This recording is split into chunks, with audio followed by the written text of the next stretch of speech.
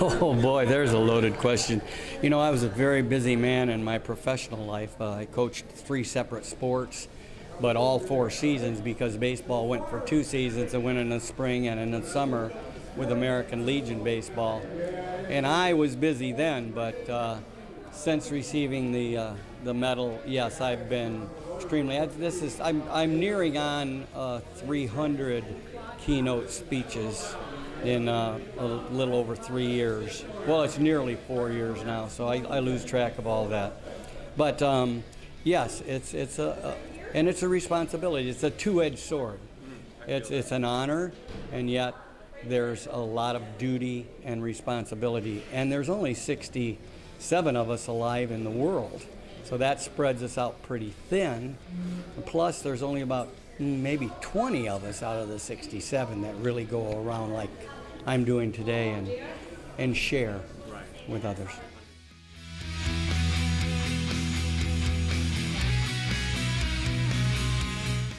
Oh, are you kidding me? It saved my life in Vietnam. I tell many people that college football, I played 4 years of college football, and I wrestled for 4 years, and I had not wrestled until college. I was an all-conference basketball player in high school.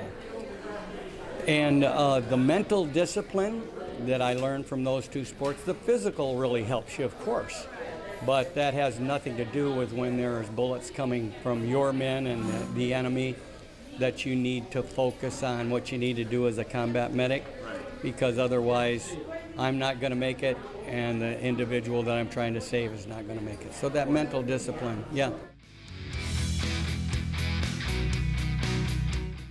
Well, the flag means everything to me.